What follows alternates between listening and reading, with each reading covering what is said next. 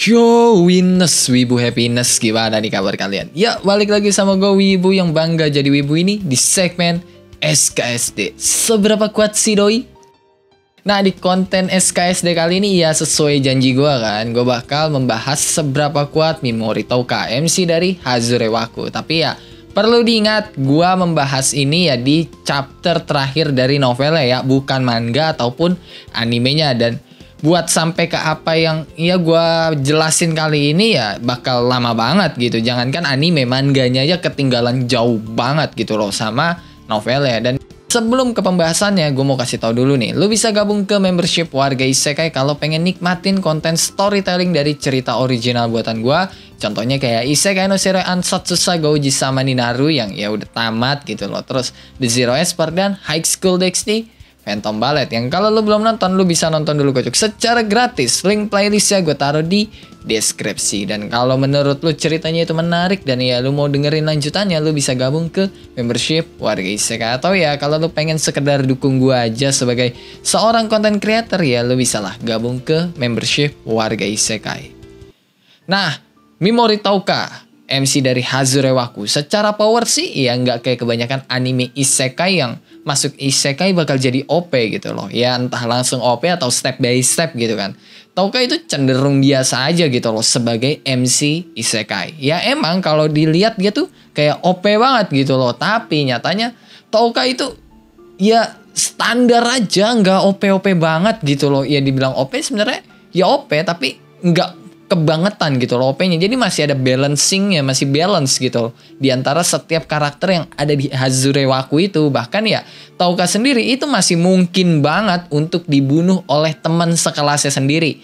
Tapi itu yang membuat Hazure Waku ini jadi menarik karena MC-nya nggak masuk ke golongan MC yang bener-bener OP gitu loh. Dan kenapa gue bilang kayak gitu? Pertama, mulai dari status atau stat ya yang dipunya oleh Touka. Itu levelnya Touka di chapter terakhir gue baca novelnya ya, itu sekitar 2500-an. Terus MP atau mana poin, energi sihirnya lah ya, itu ada di sekitaran 82.500.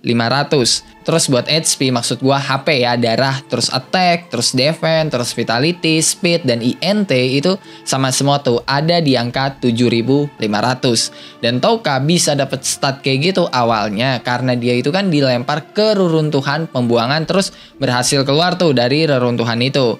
Nah, dengan stat kayak gitu, apakah Touka itu udah lebih OP dari teman-teman sekelasnya? Jawabannya enggak.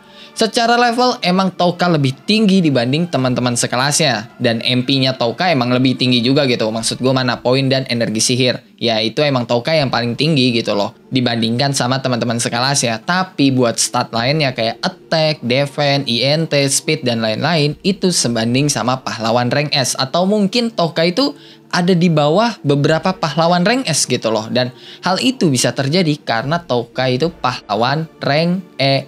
Jadi yang membedakan antara pahlawan rank S dengan pahlawan rank E itu bukan cuma sekedar skillnya doang, tapi peningkatan statnya juga.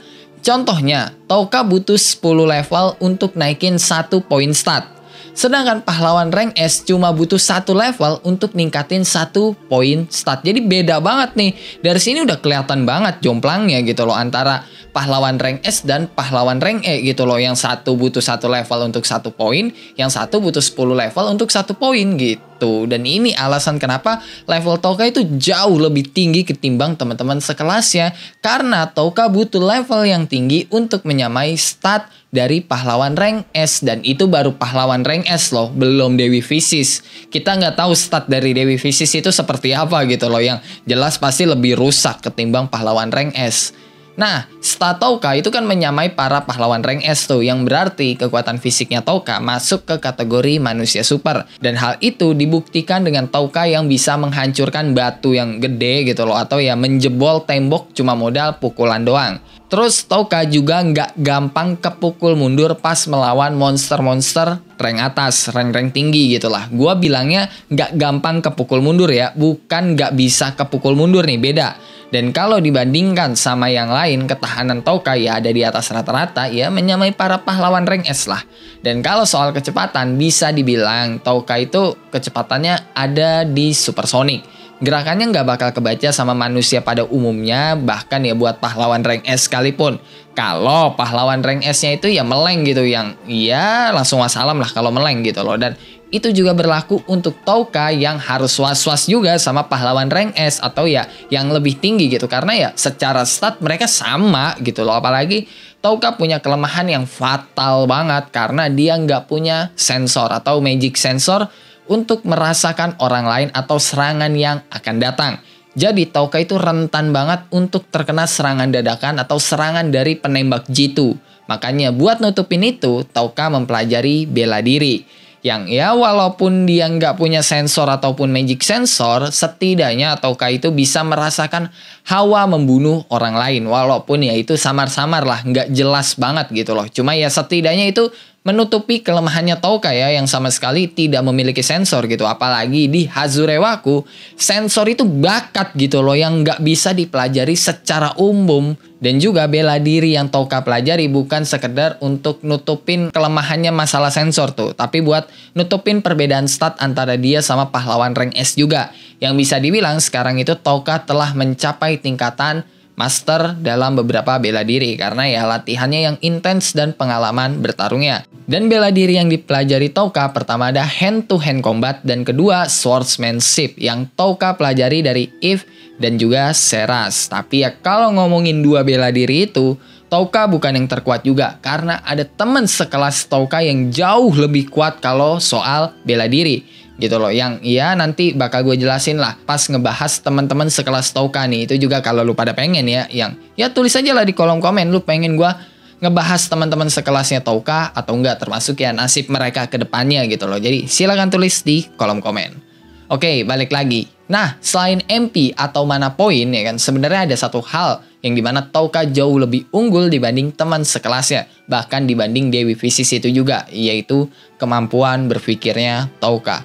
Buat yang udah baca manga atau novel ya pasti udah pada tahu, beberapa kali Touka itu kalah secara power, tapi karena otaknya yang licik ya kan, Touka bisa mengalahkan mereka semua. Bahkan ya selama pertarungan Touka itu udah mikirin berbagai skenario yang ada, dan di luar pertarungan Touka juga bisa mikirin rencana atau ya skema buat menghancurkan suatu kelompok dan memikirkan rencana pembunuhan, tapi ya tidak membongkar identitasnya itu. Jadi ya bisa dibilang IQ-nya Touka itu tinggi banget gitu, mau itu battle IQ atau bukan ya. Dan salah satu contoh kepintarannya Touka itu membunuh manusia terkuat dengan rencana liciknya, memecah aliansi suci, memecah teman sekelasnya, mengungkap kebusukan Dewi Fisis dan yang lainnya.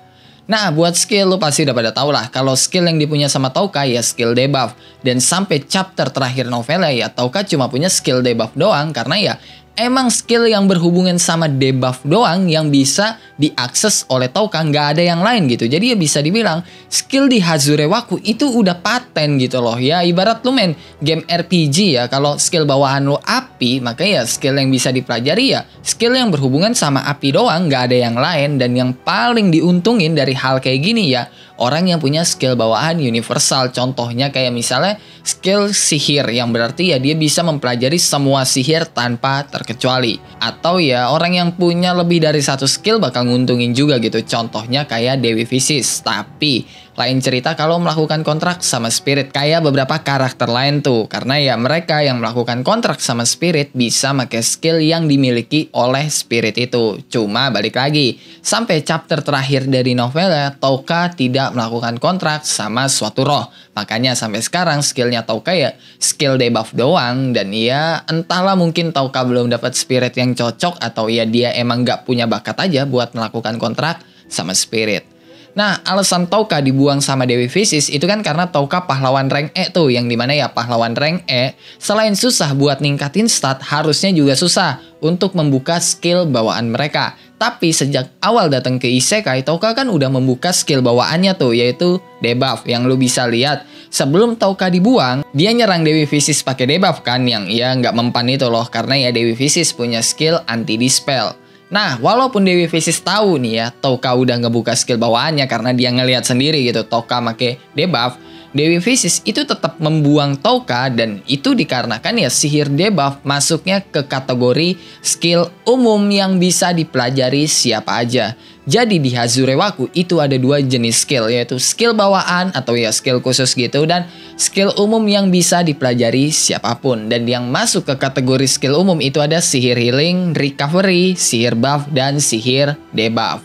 Nah, karena sihir debuff adalah sihir umum yang bisa dipelajari siapapun, ditambah Touka itu pahlawan rank E, makanya Dewi Fisis menganggap Touka nggak guna. Beda sama teman sekelas Touka tuh yang punya skill bawaan buff, yang walaupun sama-sama punya skill bawaan yang bisa dipelajari siapapun, teman sekelas Touka itu dipertahanin sama Dewi Fisis karena dia adalah pahlawan rank B. Tapi yang Dewi Fisis nggak tahu, skill bawaan Touka adalah skill unik yang dimana status debuff Touka itu nggak gacha, tapi 100% bakal kena ke target. Dan alasan Dewi Fisis nggak tahu karena ya pas pertama kali Touka pakai skillnya ke Dewi Fisis, ya Dewi Fisis kan punya anti dispel tuh, jadi ya nggak bakal kena gitu. Kalau seandainya Touka pakai skill debuffnya ke temen sekelasnya, ya bakal ketahuan itu kalau skill debuffnya Touka 100% bakal kena ke target, kecuali kalau mereka punya anti dispel kayak Dewi Fisis ya. Lah Touka aja baru tahu nih ya kalau skill debuffnya itu 100% bakal kena pas dia dibuang ke reruntuhan pembuangan, bukan waktu pertama kali pakai skillnya itu. Tapi skill debuffnya Touka walaupun kayak gitu tetap punya kelemahan yang fatal juga, karena ya pertama skillnya Touka itu ada cooldownnya, jadi ya nggak bisa di spam. Kedua, sekalipun cooldownnya selesai nggak bisa ditumpuk, jadi ya kalau misalnya Touka udah ngasih stun selama 5 detik, ya udah 5 detik doang gitu, nggak bisa ditumpuk jadi 10. Tunggu sampai durasi debuffnya habis dulu baru Touka bisa ngasih efek stun lagi.